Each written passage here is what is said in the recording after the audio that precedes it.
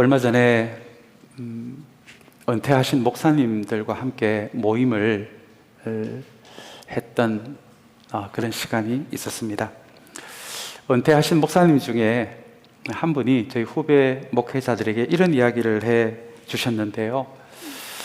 그 말씀을 듣고 집에 와서 가만히 생각해 보니 어쩌면 내 인생에 꼭 필요한 한 줄의 문장, 꼭 내 마음에 새겨야 할 말씀으로 저에게 다가와서 오늘 여러분들에게도 소개를 해 드립니다. 우리 그 은퇴하신 목사님이, 우리 80이 넘으신 목사님이 이런 말씀을 하시더라고요. 목회에 관한 기술은 금방 배울 수 있다. 어떻게 하면 사람의 마음을 얻을 수 있고 주목을 받을 수 있는 그런 기술은 금방 배울 수 있다. 그러나 기본은 금방 배울 수 없다. 왜냐하면 기본은 우리의 인생을 걸어야 배울 수 있기 때문이다 라는 말씀이셨습니다. 그리고 저와 같은 목회자가 기본을 세우지 않고 기술만 배운다면, 요령만 배운다면, 눈치 보는 법만 배운다면 마침내 교인들의 영혼이 굽어질 수밖에 없으니 목회자들은 때때로 기술도 필요하지만 기본을 세우는 사람이 되어야 합니다 라는 한 은퇴 목사님의 말씀이셨습니다. 그분이 말씀하시는 기본은 저와 여러분들이 잘 아는 것입니다. 기도가 우리 신앙의 기본이 됩니다. 나의 감정과 생각을 따라가지 않고 말씀과 성령에 내 마음을 여는 것, 여러분 이것도 기본입니다. 누군가를, 우리 공동체를, 내 옆에 사람을 참되게 사랑하는 법을 배우는 것도 여러분 신앙의 기본이 아니겠습니까? 내가 가지고 있는 것을 더 어려운 삶을 살아가는 사람들을 위해 나누는 법을 배우는 것도 신앙의 기본이 될 것 같습니다. 하나됨을 지키는 것, 눈에 보이는 대로 살아가는 것이 아니라 믿음으로 살아가는 것, 여러분 이것은 기술이 될 수 없습니다. 이 모든 것은 우리 신앙의 기본입니다. 그리고 기본은 익숙해서 쉽게 얻을 수 있는 것처럼 보이지만 인생을 걸어야, 예수님에게 인생을 걸어야 비로소 한 가지 한 가지 얻을 수 있는 것이 여러분 이 기본입니다. 우리는 교회에서 선교를 하기도 하고 구제를 하기도 하고 봉사와 섬김을 하기도 합니다. 그러나 여러분 우리가 하고 있는 이 모든 것들은 이 기본 위에 있어야 합니다. 기본 위에 우리의 선교와 구제, 섬김과 봉사가 이루어질 때 그곳에 성령이 주시는 은혜와 평화가 흘러갈 수 있습니다. 바로 그곳에, 기본이 있는 곳에 우리의 섬김과 봉사, 구제와 선교가 일어날 때 그것을 통해 사람을 살리는, 영혼을 살리는 일들이 일어날 수가 있습니다. 사랑하는 여러분, 그것을 기억한다면 우리 참사랑교회는 저와 여러분들 기술에 능한 사람들이 아니라 기본에 능한 사람들, 기본을 한 가지 한 가지 배워갈 수 있는 우리 모든 하나님의 사람들이 되시기를 간절히 소망합니다. 지난주부터 우리는 복음에 대해서 함께 은혜를 나누고 있습니다. 어쩌면 우리 신앙의 기본 중에 기본이 바로 이 복음이 아닐까요? 우리는 종종 착각을 합니다. 익숙한 것을 잘 알고 있는 것으로 착각을 합니다. 여러분 정말 그렇습니까? 우리에게 익숙한 기본을 여러분들은 잘 알고 계십니까? 정말 내가 그 길을 걸어가고 있다라고 자신할 수 있습니까? 여러분 복음에 대해서 얼마나 잘 알고 있습니까? 그래서 올 2025년 올여름은 다시 한번 우리에게 익숙하지만 정말 중요한 기본이 되는 몇 가지를 이 여름의 시간을 통해서 세워 나가기를 원합니다. 다시 한번 이 여름의 시간에 우리 공동체 안에, 저와 여러분들의 신앙 안에 기본이 세워지는, 인간관계 기술이 아니라 기본이 세워지는 저와 여러분들의 신앙의 믿음의 여정이 되시기를 주님의 이름으로 간절히 축원합니다. 우리 지난주에 복음에 대한 첫 번째 시간에서 복음을 이렇게 정의를 내렸습니다. 여러분들 잘 기억하고 계신지 모르겠습니다. 이 한 줄의 문장은 저와 여러분의 신앙의 여정에서 반드시 기억해야 할 한 줄의 문장입니다. 복음은 우리를 구원하시기 위해 우리가 한 일이 아니라 주님이 하신 일을 의미합니다. 주님이 이 땅에서 우리를 구원하시기 위해 도대체 무엇을 하셨습니까? 그분은 말씀하셨고 말씀대로 사셨습니다. 십자가를 지시고 죽음의, 죄의 결과인 죽음의 권세를 이기시는 부활을 하셨습니다. 주님의 삶, 주님의 말씀, 주님의 십자가, 주님의 부활, 이 모든 것은 우리를 구원하시기 위해 주님이 하신 일입니다. 우리를 구원하시기 위해 주님이 하신 일, 여러분 이것을 복음이라고 그렇게 이야기를 합니다. 우리를 구원하시기 위해 주님이 이미 필요한 모든 일을 다 이루어 놓으셨다. 우리가 할 일은 아무것도 없다. 주님이 이미 우리를 구원하시기 위해 그분이 하실 일을 이미 다 해놓으셨다. 여러분, 그래서 복음을 좋은 소식이라고 이야기합니다. 많은 분들이 복음을 좋은 충고, 좋은 명령으로 잘못 이해하고 있기도 합니다. 이대로 안 살면 너희들 지옥 갈 거야. 여러분, 복음을 이렇게 이해하신다면 그것은 좋은 소식이 될 수 없을 것 같습니다. 누군가가 복음을 저에게 그렇게 전달한다면 저는 그 복음 무서워서 못 믿을 것 같습니다. 사랑하는 여러분, 복음은 좋은 소식입니다. 저와 여러분들을 구원하시기 위해 주님이 이미 해야 할 일들을 다 해놓으셨다, 이루으셨다. 여러분, 이것이 복음의 진정한 의미입니다. 지난주 말씀을 통해서 바울은 여기서 한 걸음 더 나아가서 이 복음을 믿음으로 내가 받아들일 때 나의 삶 안에 하나님의 능력이 드러나기를 시작한다라고 고백을 합니다. 그것은 자신의 고백이기도 했습니다. 누구보다도 교회를 앞장서서 핍박했던 바울이 다메섹 도상에서 주님을 만남으로, 자신의 인생을 찾아온 주님을 만남으로 교회를 누구보다도 앞장서서 핍박했던 바울이 복음을 위한 선교사가 됩니다. 역사적으로 첫 번째 선교사가 됩니다. 그래서 바울은 그렇게 고백할 수가 있었던 것이죠. 복음은 모든 사람을, 우리가 생각하는 딴 사람은 몰라도 저 사람은 변할 수 없는 사람입니다 라고 말하는 사람까지도 그 복음에 자신의 인생을 거는 순간 어떤 사람의 인생도 바꾸지 못할 그 힘이 복음에 없는 것이 아니라 그 복음 안에는 모든 사람, 어떤 사람도 바꿀 수 있는 하나님의 능력이 있다라고 바울은 그렇게 고백을 합니다. 실제로 복음의 인생을 건 사람들, 믿음으로 복음을 받아들인 사람들은 내가 잘 알아채지 못하더라도 우리의 생각이 바뀌기를 시작합니다. 우리의 인생의 방향이 바뀝니다. 성품이 바뀝니다. 인격이 바뀝니다. 내가 이제는 인간관계를 이렇게 했는데 내가 복음을 내가 받아들이고 나서는 그 다음에 이 복음이 인간관계 하는 방식도 바뀌어지게 합니다.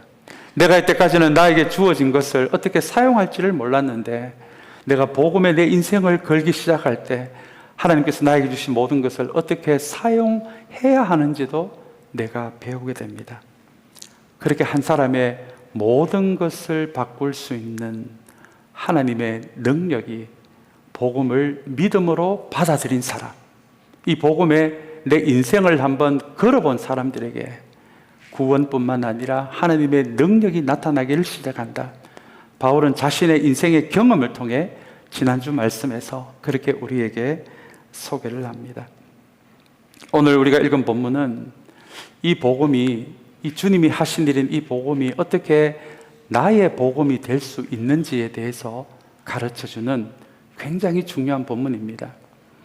주님이 이미 이루어 놓으신 이 복음이 나에게 구원이 되고 하나님의 능력이 되기 위한 유일한 통로는 믿음입니다. 그래서 복음 이야기할 때 이 믿음의 이야기가 반드시 나오는 이유가, 바울이 복음 이야기할 때마다 믿음의 이야기를 반드시 하는 이유가 바로 여기에 있습니다. 하나님이 하신 일이 내 삶에 그 영향력이 흘러 들어오게 하기 위한 그 유일한 통로가 믿음이기 때문에 그렇습니다. 오늘 우리가, 저와 여러분들이 함께 읽은 이 본문 안에 한 인물이 소개됩니다. 우리가 너무나 잘 아는 인물입니다. 그 사람은 바로 아브라함입니다. 아브라함은 하나님이 믿음으로 사는 것이 어떻게 사는 것인지를 우리에게 가르쳐 주기 위해 우리 첫 번째 성경, 66권의 성경 중에 첫 번째 성경인 창세기에서 한 사람을 선택하셔서 믿음으로 사는 것이 무엇인지를 우리에게 가르쳐 주시는 그 믿음의 조상으로 삼은 사람이 바로 이 아브라함입니다. 그래서 아브라함을 믿음의 조상이라고 하고요. 저와 여러분들도 완벽하지는 않더라도 믿음의 여행이 시작된 사람이다라면 우리에게 조상은 바로 아브라함이다. 이렇게 말할 수 있을 정도로 성경에서 아브라함을 우리의 믿음의 조상이라고 이야기합니다. 우리에게도 일반적으로 가지고 있는 우리가 종종 족보 이야기를 할 때도 있습니다. 저도 족보 이야기가 나오면 자랑스럽게 이야기하기도 합니다. 저의 조상님은 이황, 이태계. 그래서 저에게 선비의 기운이 느껴지지 않습니까? 뭐 이렇게 우스갯소리로 말하기도 합니다. 혈통을 따집니다. 우리 가문에 어떤 엄청난 인물이 있었는지에 대해서 자랑 삼아 이야기하기도 합니다. 그러나 여러분, 하나님의 족보는 놀랍게도 혈통을 따지지 않습니다. 민족을 따지지 않습니다. 그 안에 얼마나 대단한 인물이 있었는지를 따지지 않습니다. 왜냐하면 하나님의 족보는 혈통의 족보가 아니라 믿음의 족보이기 때문에 그렇습니다. 오늘 이 예배 자리에 나와 있는 저와 여러분들이 지금도 틀림없이 믿음의 여행을 하고 있는 사람들이라면 우리 모두는 하나님의 족보에 속한 사람들입니다. 그래서 바울은 교회에 보내는 편지마다 믿는 사람들을 향해서 형제 자매라고 이렇게 부릅니다. 왜냐하면 우리 모두는 하나님의 족보에, 저 여러분이 지금도 믿음의 걸음을 걷고 있다면 우리 모두는 하나님의 족보에 속한 사람들이기 때문에 그렇습니다. 오늘 본문에 함께 은혜를 나누면서 우리가 첫 번째로 기억해야 할 말씀이 바로 이 말씀입니다. 저와 여러분들은 하나님의 족보에 속해 있는 사람들. 그래서 예수 안에서 목사와 장로와 권사와 집사로 만나는 것이 아니라 우리 모두는 한 족보에 있으니 우리 모두는 주님 앞에서 한 형제요 자매라는 것을 오늘 본문은 우리에게 이 믿음의 족보의 조상인 아브라함을 이야기하면서 우리에게 가르쳐주고 있습니다.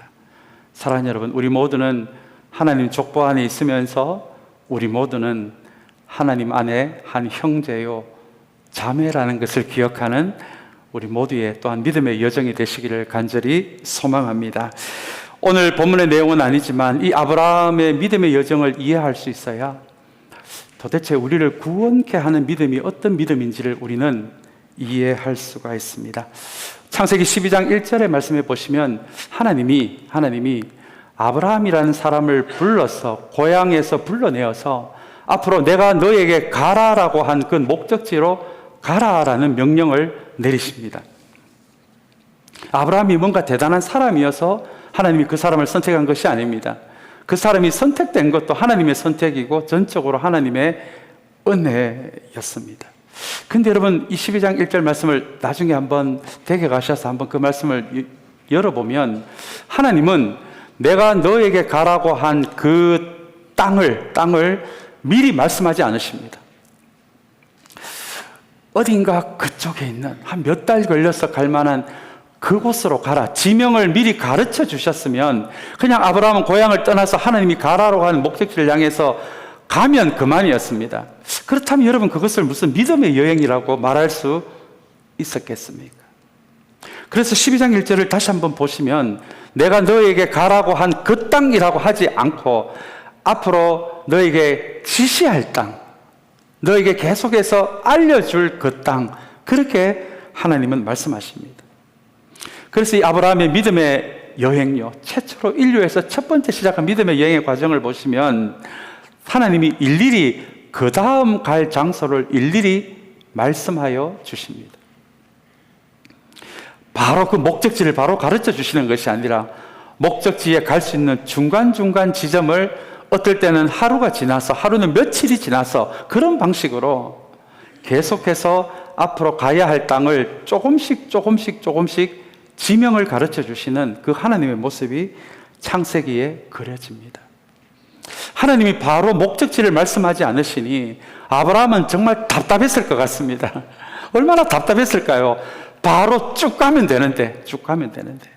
그래서 한 지역으로 가라라고 하면 그 지역에 하루 이틀을 머물렀다가 어떨 때는 한 주, 두 주를 머물렀다가 아브라함은 필연적으로 하나님께 물을 수밖에 없었습니다. 그 다음에는 제가 어디로 가야 합니까? 이 아브라함이 시작한 믿음의 여정에는 그래서 계속해서 하나님께 물을 수밖에 없는 상황이 계속될 수밖에 없었습니다. 그 다음엔 어디로 가야 합니까? 그 다음에는 어디로 가야 합니까? 여러분, 이것이 특별히 구약의 아브라함의 이야기를 통해서 우리에게 가르쳐주는 믿음의 한 본질이 이 안에 숨겨져 있습니다.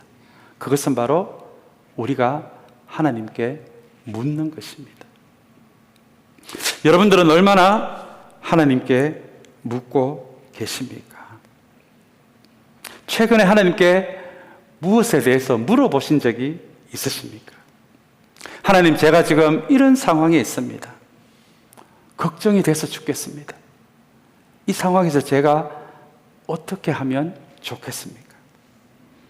제 마음이 너무 아픈 일이 생겼습니다. 제 힘으로 금방 해결이 안 되는 일이 저에게 일어났습니다. 하나님, 제가 이거 어떻게 하면 좋겠습니까? 너무 속상해서 어떤 말이 튀어나오려고 할 때 여러분, 하나님께 그 짧은 시간이지만 물어보신 적이 있으십니까? 하나님, 제가 이 말을 하는 게 맞습니까? 아니면 속상하지만 이 말을 하지 않기를 원하십니까? 우리 인생은 수많은 결정의 순간으로 채워져 있습니다. 이 길을 갈 것인가, 저 길을 갈 것인가, 이 선택을 할 것인가, 저 선택을 할 것인가. 사랑하는 여러분, 그 선택의 순간에 하나님께 한번 물어보신 적이 있으십니까? 하나님, 제가 이 길로 가야 합니까? 저 길로 가야 합니까? 아니면 제가 모르는 제 3의 길이 있습니까? 하나님, 제가 어떻게 하면 좋겠습니까?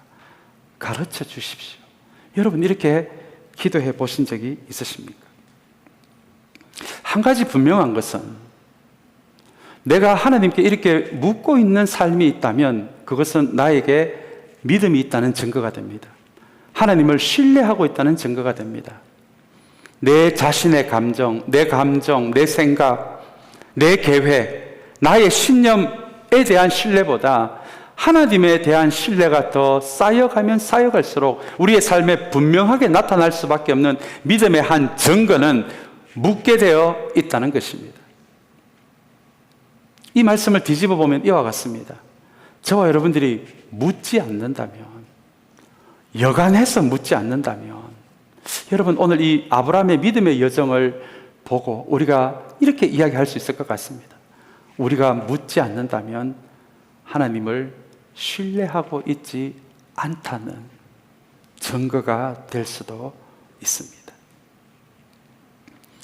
아브라함의 믿음의 여정을 통해서 하나님은 한순간에, 어떤 순간에 아브라함을 이렇게 이야기하십니다. 아브라함이 내 눈에 의로운 사람으로 보인다라고 이렇게 칭찬을 해 주십니다.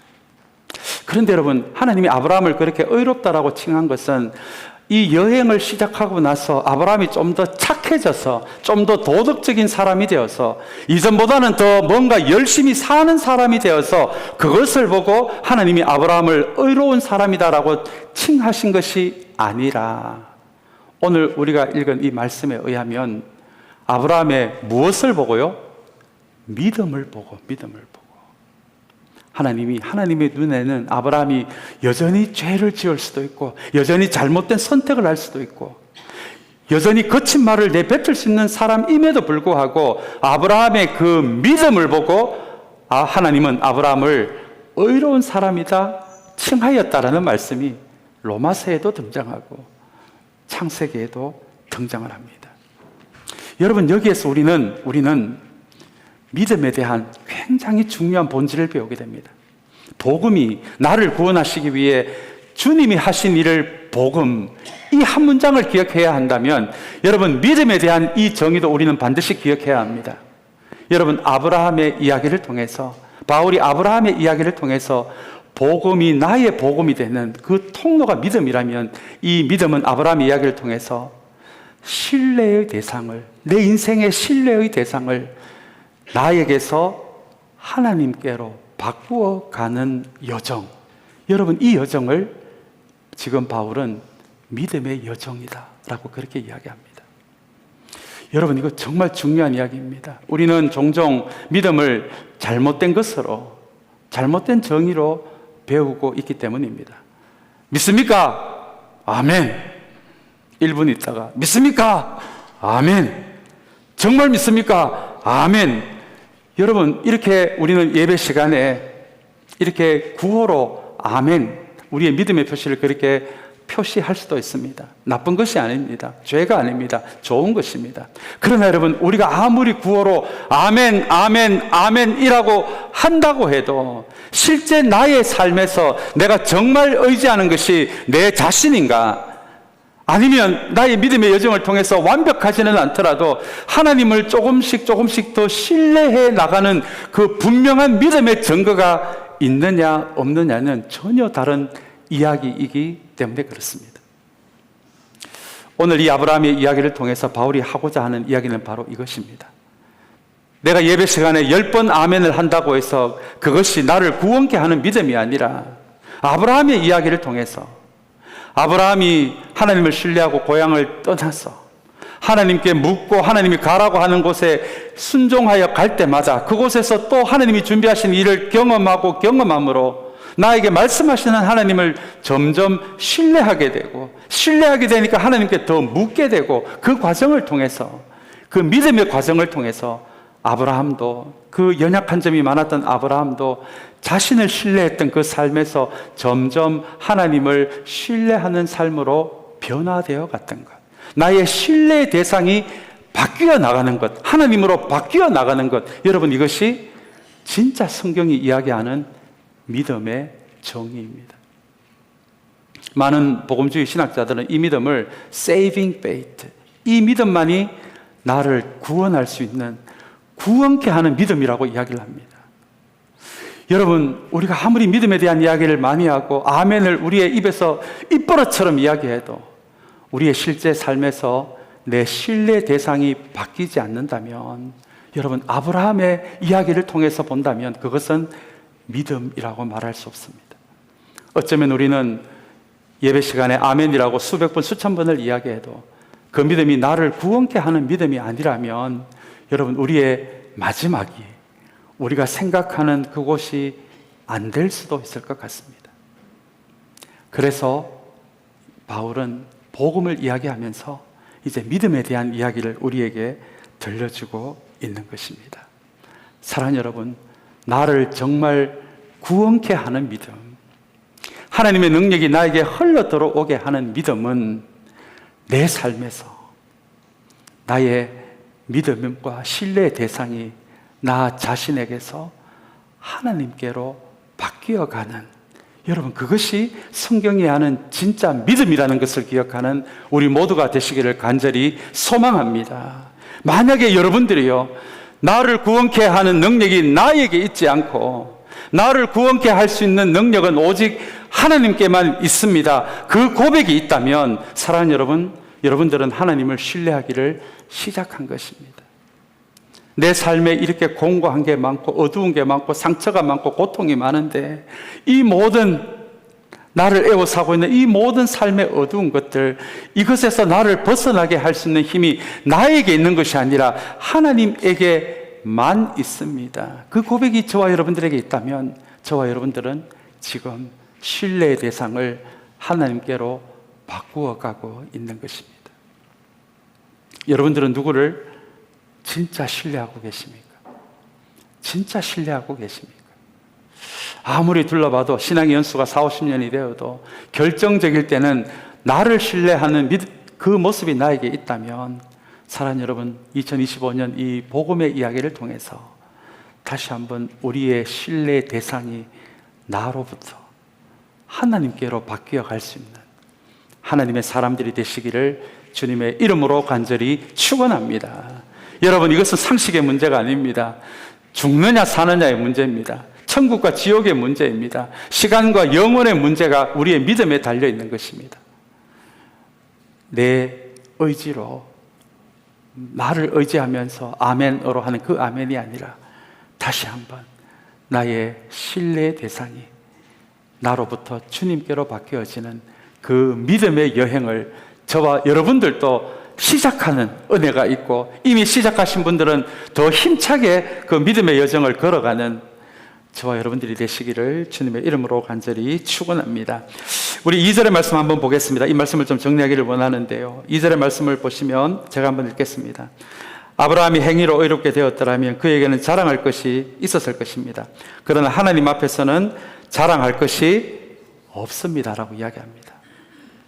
하나님 앞에 자랑할 수 있는 사람은 자기의 행위로 인해 할 수 있는 사람은 아무도 없습니다. 그래서 로마서 3장 10절을 보시면 믿음이 아닌 행동으로 의로워질 수 있는 사람은 아무도 없다라고 그렇게 바울은 이야기합니다.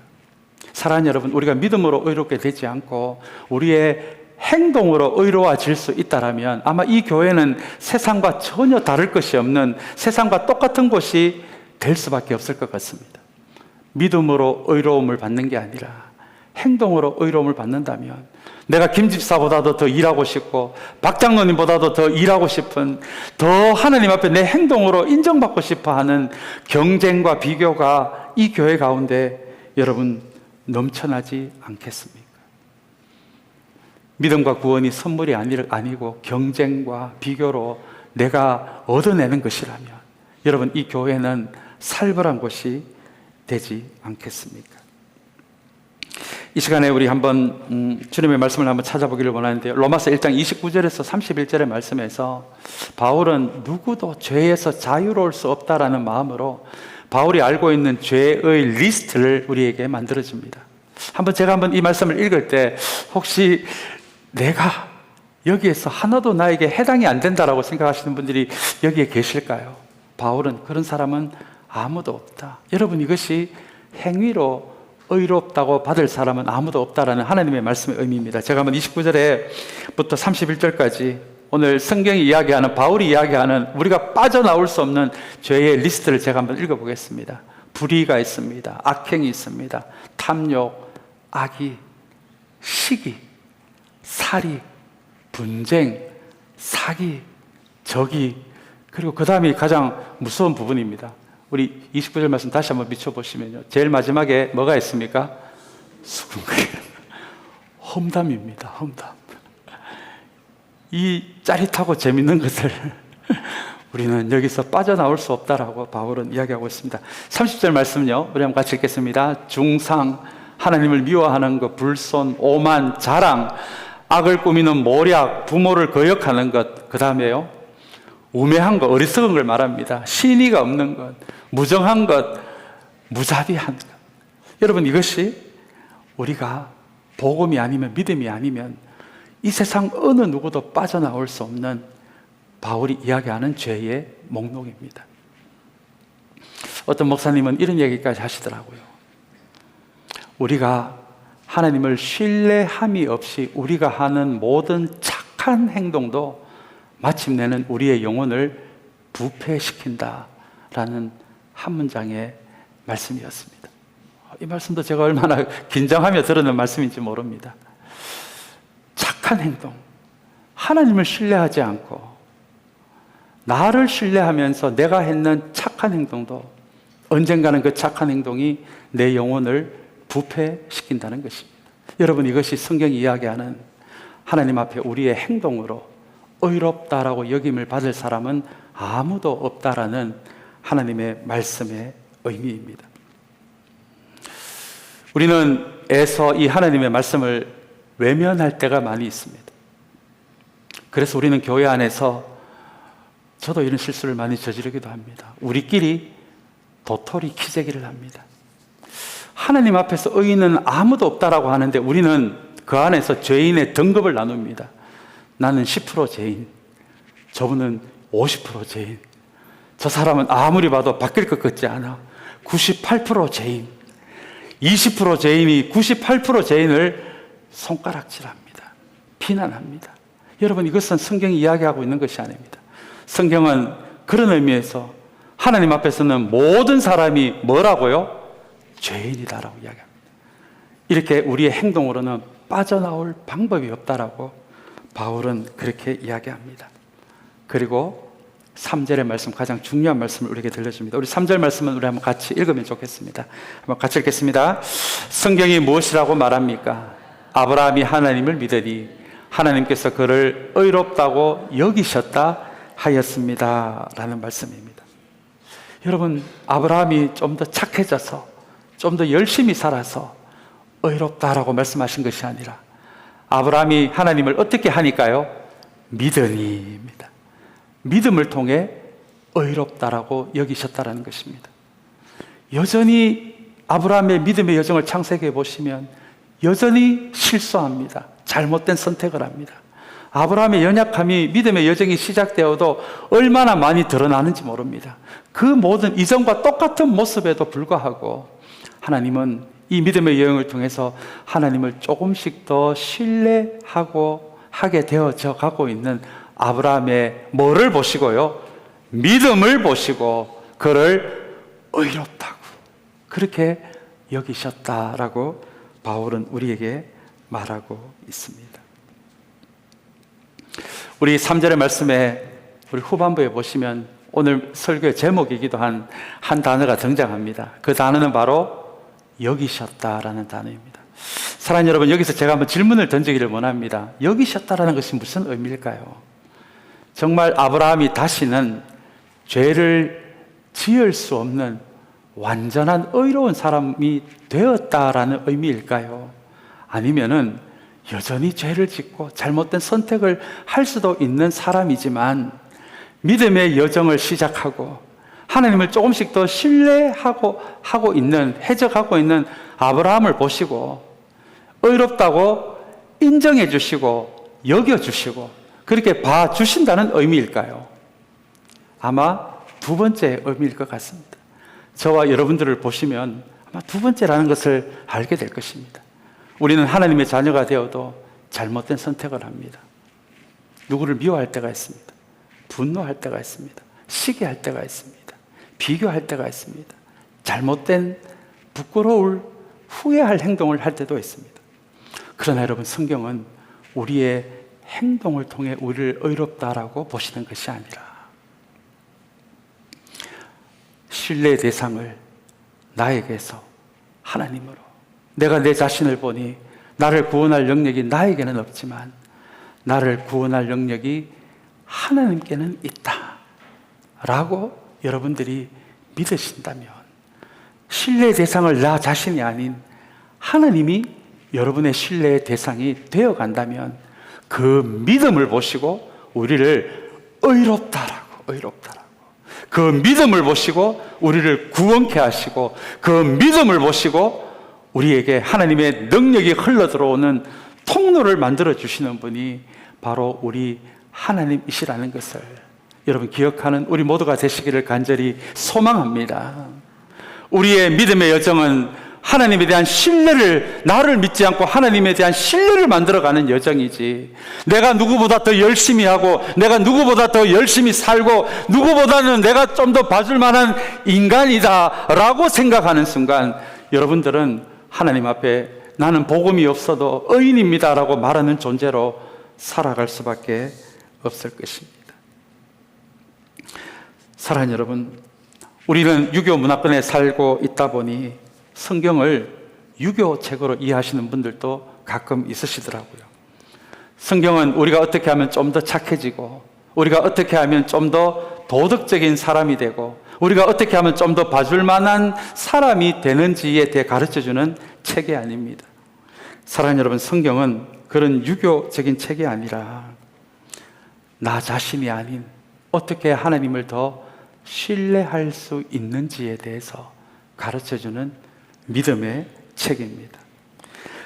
많은 분들이 믿음으로 구원을 받는다라고 하니 목사님 너무 쉽습니다. 너무 공짜 같습니다. 너무 염치 없습니다. 너무 값싸게 보입니다. 이렇게 말하는 분들도 제가 담임을 15년 하면서 만난 적이 있습니다. 그러나 여러분, 우리 편에서는 믿음으로 구원을 받는다라는 것이 쉽게 느껴질지 몰라도 하나님 편에서는 예수 그리스도를 십자가에 매달아 놓는 엄청난 희생을 통해서, 희생을 치르시면서 우리에게 은혜로 열어주신 길이 바로 믿음으로 의롭다함을 받는 길이라는 것입니다.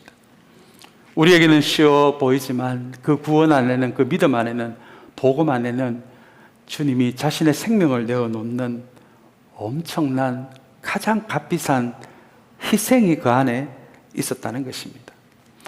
그래서 여러분, 이 믿음은, 우리를 구원케 하는 믿음은 우리의 믿음 같지만 우리의 믿음 이전에 자신의 아들을 십자가에 내어주시는 하나님의 사랑이 먼저 있었기에 우리에게 가능한 것도, 우리에게 은혜로 열어주신 것도 바로 이 믿음이라는 것입니다. 여러분, 그것이 하나님을 믿는, 복음을 믿는 우리의 믿음을 보시고 의롭다 여겨주신다라는 이 말씀의 의미입니다. 교회는 그래서 나를 신뢰하고 나를 드러내는 곳이 아닙니다. 교회는 하나님을 신뢰하는 법을 배워 나가는 곳입니다. 그 믿음의 이야기를 배우고 나누는 곳입니다. 신뢰의 대상이 나에게서 하나님께로 바뀌는 이 믿음 이야기, 기본 중에 기본에 해당되는 이야기지만 어쩌면 이 믿음이 값싼 믿음이 될 수 없는 것은 이 믿음에도, 복음에도 우리의 인생을 걸어야 우리에게 선물처럼 주어지는 것이 이 믿음이기 때문에 그렇습니다. 믿음으로 우리를 의롭다고 여겨주신다. 다시 한번 이 말씀은 구원도 믿음도 하나님의 선물이고 하나님의 은혜임을 바울 사도는 우리에게 가르쳐주고 있습니다. 이제 말씀을 맺습니다. 나를 신뢰하지 않고 하나님을 신뢰하는 믿음의 여정을 벌써 시작하신 분들이 이곳에 계시다면 이 여름의 시간을 통해서 좀 더 그 길을 잘 걸어가는 하나님의 은혜가 있게 되기를 소망합니다. 그러나 내 신앙의 연수가 40년이 되고 50년이 되어도 여전히 결정적인 순간에 내 생각과 내 감정과 내 계획과 내 신념을 여전히 의지하고 계신 분이 계시다면 사랑하는 여러분, 그것은 우리를 구원케 하는 믿음이 아닙니다. 이 여름의 시간을 통해서 저와 여러분들도 다시 한번 하나님을 신뢰하는, 나 자신이 아니라 하나님을 신뢰하는 그 믿음의 여정이 출발될 수 있는 은혜가 우리 모두에게 있게 되기를 주님의 이름으로 간절히 축원합니다. 새벽마다 제 기도의 제목 가운데 한 가지는 하나님, 우리 교회에서 예배를 드리는 모든 믿음의 식구들 잘못된 믿음을 가지고 지옥 가는 사람이 한 사람도 없도록 우리 교인들의 믿음의 자리를 붙들어 주시옵소서 하는 기도입니다. 사랑하는 여러분, 내가 아멘이라고 해서 믿음이 아닙니다. 믿음의 대상을 나로부터, 나를 구원할 믿음이 나에게는 없고 그 능력이 나에게는 없습니다. 나를 구원하고 내 삶을 바꾸어 갈 능력은 오직 하나님께만 있습니다. 여러분, 그때 나를 구원케 하는 진짜 믿음의 여정이 시작되는 것입니다. 그 믿음의 여정 시작할 수 있는 저와 여러분, 우리 모든 믿음의 식구들이 되시기를 주님의 이름으로 간절히 축원합니다.